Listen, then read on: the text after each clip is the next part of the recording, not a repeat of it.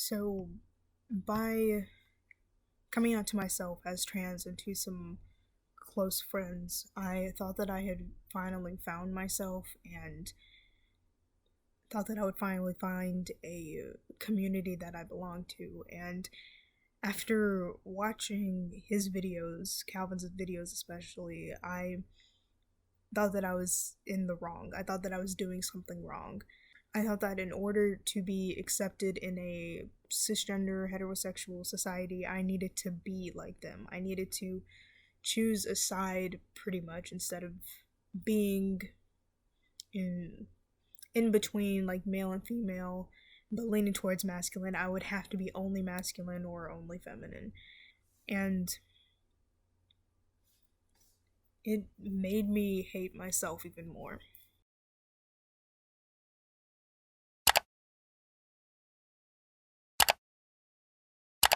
Hi, hello. So, Storm Ryan made a video about how he contributed to bullying through transmedicalism. Milo Stewart made a video about how they were the biggest target of transphobia and overall bullying. Brennan Beckwith made a video about how they were impacted by Kalvin Garrah, and Kalvin Garrah made a video apologizing for different things that he did. I'm not talking about these videos specifically, but because of the topic, I'm definitely going to be mentioning them. So it'll be good for you to go ahead and watch those so that you would get an overall context of what I'm going to be talking about. So, starting off, transmedicalism. It's basically the belief that you need to have gender dysphoria to be transgender and focuses on physically transitioning in order to be valid in your gender. But isn't that the point of being transgender? Transitioning? Well, being trans is just identifying as a gender different from the one that you were assigned at birth. So technically, you don't need to transition in order to be trans. That's just what a lot of trans people do, so it's become like an overall narrative of that's what you're assumed to do. It's like saying that in order to be a parent, you have to be someone raising a child. You can physically have that child or adopt, but that doesn't take away from that label of you being a parent. So here is where we find the problem. This idea is rooted in gender stereotypes and physical expectations of the sexes.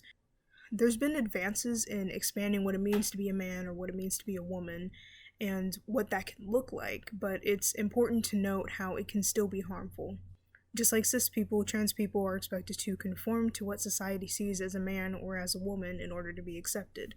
It's like, okay, if you really are this other gender, then you need to convince us. Your presentation should be what we expect of you, and you should medically transition so you can physically look like what we expect someone of your gender to look. In order to even transition, you have to go through these hurdles of healthcare. Trans people are expected to recite a certain criteria in order to be diagnosed with gender dysphoria before they're allowed to transition, and that often takes multiple sessions with a therapist. So what do you do with that diagnosis? Well, dysphoria is pretty much the sickness, and the treatment is transitioning. And even after all of that, it might not even be covered by insurance. Transmedicalism is rooted in other people's perceptions of your gender. Transitioning in and of itself is not transmedicalism, but expecting this to be the only way to be trans is. The systems in place for trans people are set up in a way that forces us to conform as much as possible. It teaches us that being trans is rooted in hating your body rather than finding yourself and a comfortable expression. And all of this is really expensive. Not everyone is even able to cover the basic expenses of living. Transitioning is honestly a privilege.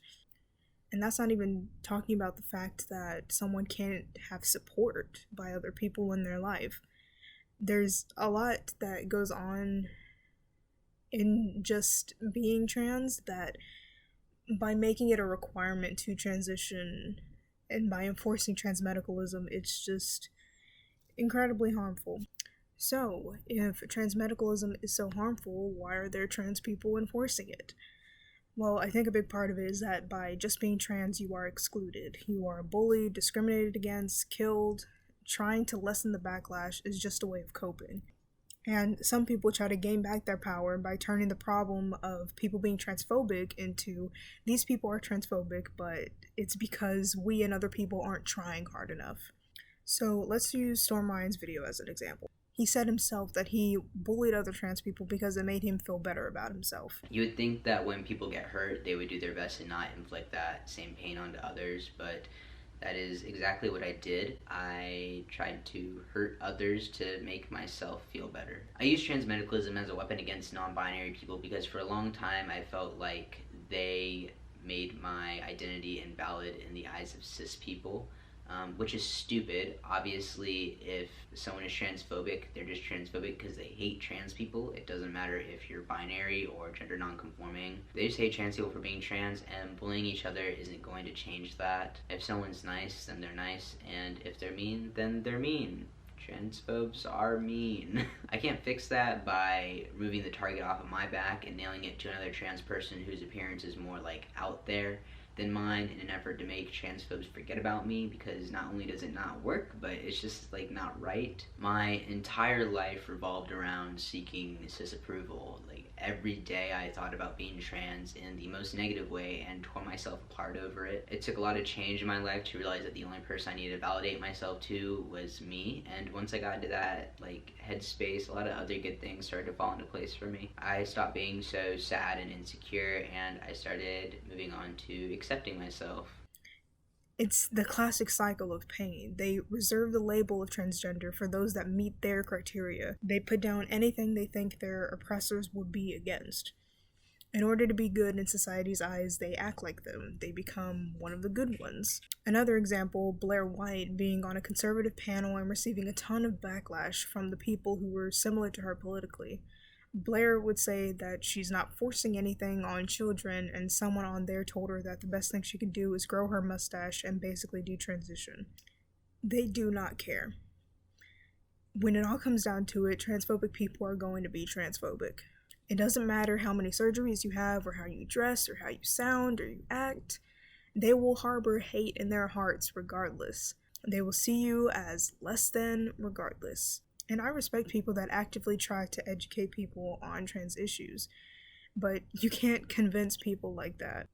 And I think Blair White knows this.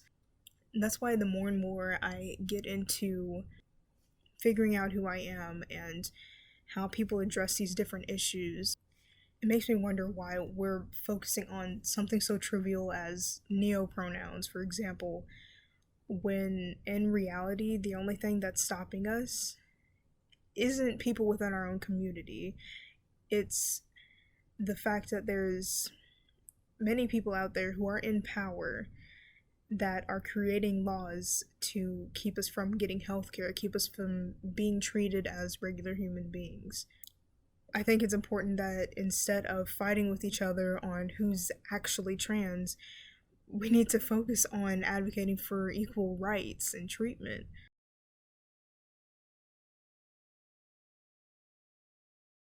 So, a little bit of background. I used to be transmed. I'm gonna go ahead and come right out and say it.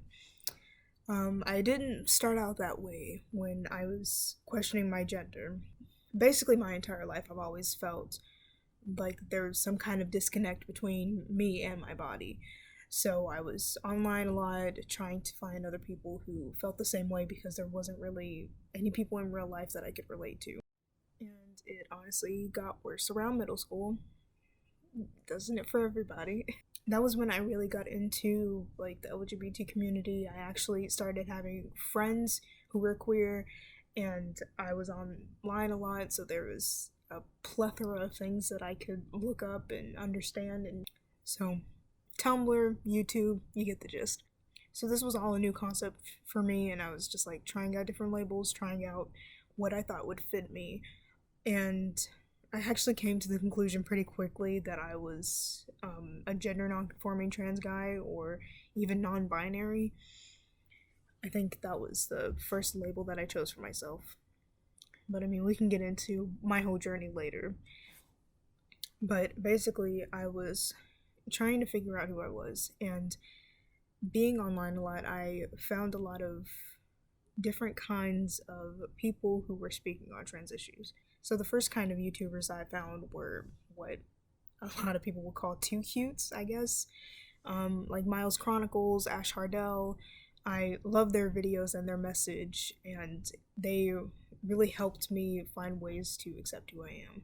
They were very educational, especially Ash, because they would break everything down, give definitions, give examples, and I feel like they are a really good example for people who are not even just trying to figure out their gender, people who are cis and need to be educated. I think that Ash does a better job of expressing and helping with that situation than Blair White. Like, yes, I understand the concept of trying to fix things from the inside out, but I feel like she really just tries to convince people that only the good ones are people that should be accepted, when Ash is trying to show that acceptance is something that everyone in the trans community deserves. Not even just the trans community, they even talk about like sexuality. And that was a little tangent, but anyways. After getting into Miles and Ash's videos, for example, I kept looking up more trans YouTubers, and I eventually got into Kalvin Garrah and Storm Ryan, and eventually even Blair White. With Blair, I pretty much just wanted to have a trans woman's perspective, and there wasn't really that many to choose from before I found ContraPoints and Cat Black and people like that. But it was also the fact that she was conservative and I was interested, and I was like, how can you be conservative and be trans and be advocating for trans rights, you know? That went downhill fast. So I watched Kalvin Garrah a lot and Storm Ryan, and it honestly broke me, if I'm being completely honest. So by coming out to myself as trans and to some close friends, I thought that I had finally found myself and thought that I would finally find a community that I belong to. And after watching his videos, Kalvin's videos especially, I thought that I was in the wrong. I thought that I was doing something wrong. I thought that in order to be accepted in a cisgender heterosexual society, I needed to be like them. I needed to choose a side pretty much instead of being in between like male and female, but leaning towards masculine. I would have to be only masculine or only feminine. And it made me hate myself even more. When I saw that he and some other trans YouTubers were making fun of non-binary people, or even just people who were gender non-conforming, I thought that I would be on the butt end of that if I were to be myself publicly. I pretty much thought that I had to distance myself from that identity in order to not be labeled as crazy, and basically that I needed to assimilate like them in order to actually be respected. And at the time, I really thought that they were in the right and that the other people that I were watching were just childish. They had all these ideas that weren't real and were just made up things that no one was ever going to understand or validate at all, instead of being authentic to who I am, because it's more important for me, like my safety, honestly. In order for things to work out for me, I have to be a certain way.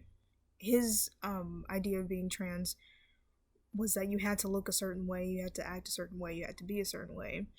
And like he would say some things like, oh, I wear nail polish, so you can be a little gender non-conforming and still be trans. You don't have to medically transition if you're not able to.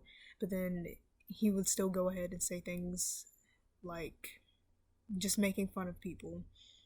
Because Milo is a good example of this. He would always try to say that Milo is not trans because they experiment too much with gender and that they would never physically transition. He would only think they're actually trans after physically transitioning. And even after Milo got top surgery, he said that he respected them but would still make fun of them, even though they were just having fun. Person. Look, he yeet a cake. I don't know, it's tacky. It's tacky, but it is what it is. How is that cake cringy though? It's obviously a meme.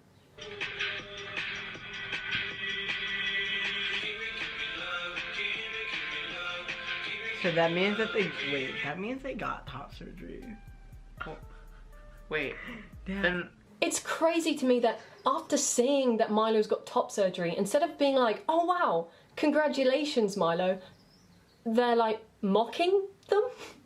I don't understand. I think this is the biggest thing. I just don't understand. I don't understand.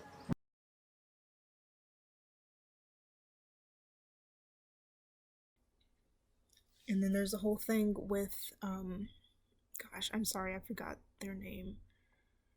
But they're disabled. I think they go by they, them pronouns. And he said that they were trans-able, that they were making up being disabled, and basically sent his audience after them.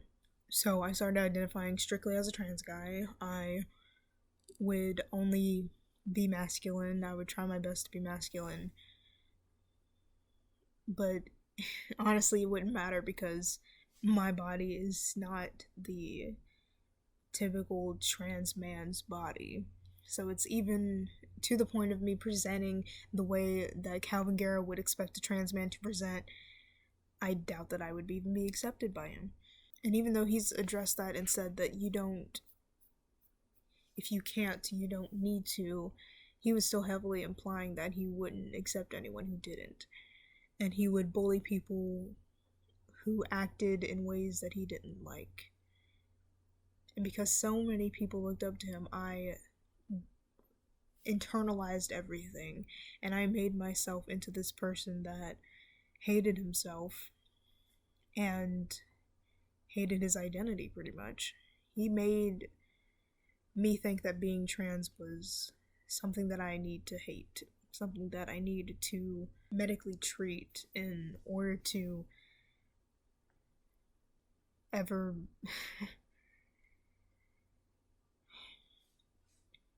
there was just so much name calling and so much mean spiritedness, like the whole anti-SJW thing that was going on when especially towards Milo was just so horrible. Milo was pretty much just trying to be an advocate. They were trying to expose racial issues and different political issues, and because Kalvin knew that this was something that could be easily exploited because his audience was bigger, he went right at it.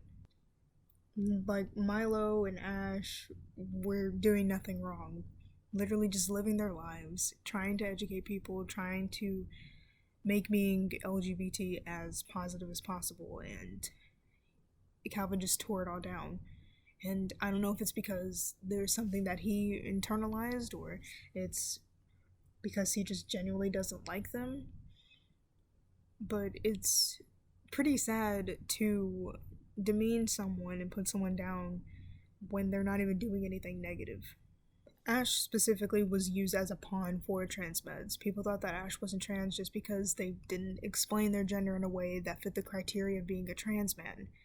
Because they weren't a trans man, they still aren't a trans man. He thought that they were just faking it, that they're not good representation of the trans community, and that he's nothing like them, so why should they be included in a label that he identifies with? Also, if you're worried about inaccurate representation of trans people, then you should advocate for more representation. Like, not taking away someone else's voice because they're not like you. It just shows that you don't see yourself in media, and believe me, it can hurt. It can be disheartening. Being represented and perceived in a positive way by society because of that is incredibly invalidating, and I understand why someone would be upset. But we shouldn't be directing that at each other. So he would go after people like that, like Ren and Brennan Beckwith. Their entire situation was horrible. I'm glad that they were able to speak on it finally, because Kalvin bullied them right off the internet. And I didn't realize how bad it was until, like, pretty much my last straw was when he pretty much bullied someone to the point of suicide, or attempting, and it made me realize that this was not a good person to follow, because even after seeing that, he questioned if it was even real and made fun of it, made fun of the whole situation, making fun of Ren and Brennan and Ash and Milo is one thing, but that situation was just, it lacked so much empathy. But after I finally was able to get away from that whole idea of thinking that I need to be a certain way and that I need to work towards other people's perceptions of me to fit who I am, who I see myself as, I was happier. I was glad that I was trans almost. Because there is no one way of being trans. Like, trying to pass is good. Like, if you want to pass, great, good on you. If you don't want to pass, that's also great, good on you. Because forcing people to fit a standard and excluding people that don't fit that is just going to make us fight each other. We should be focusing on the fact that multiple anti-trans bills are being passed, healthcare is at risk for trans people, trans kids are being excluded and abused, and people with intersectional identities in the trans communities are affected a lot more than white trans people. Trans women are subject to a lot more harm than trans men. Like, we need to talk about these important topics rather than trying to figure out who's a real trans person. We need to focus on issues that affect all of us. And if there's something actually harmful happening, then yes, we need to talk about it. But it's so sad that Kalvin Garrah had so much power and was able to influence an entire generation of transmasculine people to just be filled with hate. Kalvin has not apologized sufficiently. He made his whole apology video about himself and then just talked a little bit about the harm that he caused. I don't think he's even realized how much harm he's caused. Because it's not even just the people that he bullied off the internet, even though that was horrible. It's including his own fan base that looked up to him and trusted him and even like fought people in his name. He definitely needs to work towards improving his thoughts on different topics and trying to make amends with the people that he hurt. And I honestly think that Storm Ryan's video was a good example of a good apology, because he acknowledged what he did wrong, he acknowledged the pain that he caused, and is obviously working towards the better. I really hope that the next lost little trans boy, trans masculine, non-binary person is looking online to try to find someone that can help them understand themselves, will not come across his videos. Thank you so much for watching this video. It was honestly kind of healing. I don't really have much to say on this topic because I was never affected by him directly, but I highly suggest that you watch the videos of the people who he did directly affect, because it's important that everybody knows their stories and that everyone is aware that transmedicalism is not helpful for us. I really appreciate you being with me on this journey and just watching my videos and stuff like that.